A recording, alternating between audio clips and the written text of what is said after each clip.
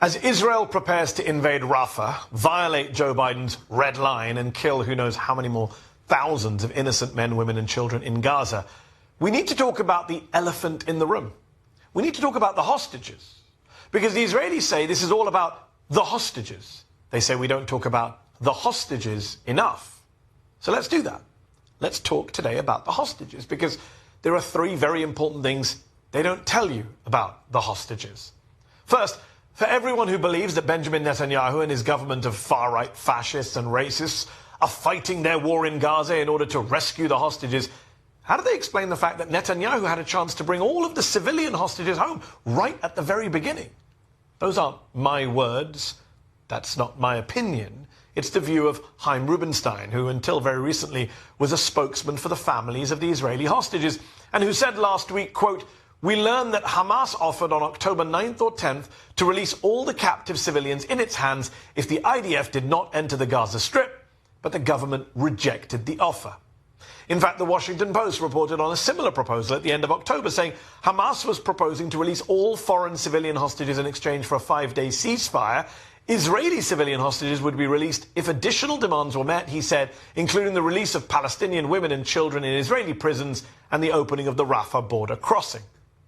Second, for everyone who pops up on my Twitter feed to still tell me, well, Hamas could end this war if they just released all the hostages, have they paid any attention to anything the Israeli government has actually said on this subject? Israeli officials have said time and again that the war won't end until Hamas is destroyed, regardless of whether the hostages are released. Bezalel Smotrich, Israel's finance minister, made clear this week he was opposed to any hostage release deal that stopped Israel from going into Rafah. Now, you might say, that's just Smotrich, he's not in charge. Well, Prime Minister Benjamin Netanyahu also said this week that he would invade Rafah with or without a deal on the hostages. His words, not mine.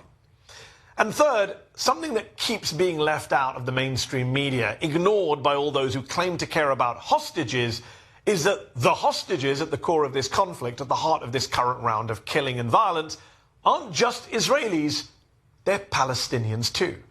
Yes, Palestinians too, because while we're all aware of the fact that around 250 hostages were taken from Israel by Hamas and other armed groups on October the 7th, including, shamefully, children, and around 130 hostages remain in captivity in Gaza, we don't really mention the hundreds, thousands of Palestinians who've been rounded up, detained, held without trial, tortured, sexually abused, without any charges, let alone any convictions, in Israeli prisons. And I'm not even talking about just since October the 7th. I'm talking about before October the 7th. According to the Israeli human rights group B'Tselem, on the eve of the October 7th attacks, at the end of September 2023, Israel was holding over 1,300 Palestinians as hostages in what they conveniently call administrative detention. Around half of them for a year or more, and 23 of them, shamefully, children, held without trial, without charge. The reality is that under international law, hostage-taking is a war crime, whether Palestinians or Israelis do it, just as intentionally targeting and killing civilians is a war crime, whether Palestinians or Israelis do it. So, to summarize then, the Netanyahu government chose not to do a deal to release the Israeli hostages, according to the spokesman for their family members. Even if Hamas were to release the hostages tomorrow morning, Israel has no plans to end its assault on Gaza.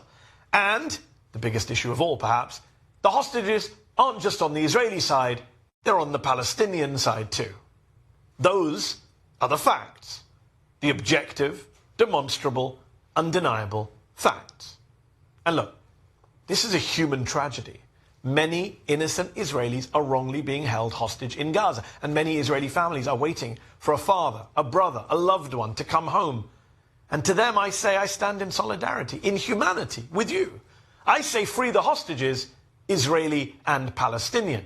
But, and there is a but, as the Israeli military prepares to wipe out Rafah and kill thousands more people, remember this: when the bad faith apologists for Israel pop up on TV or online to justify that violence, and to robotically and cynically repeat, what about the hostages?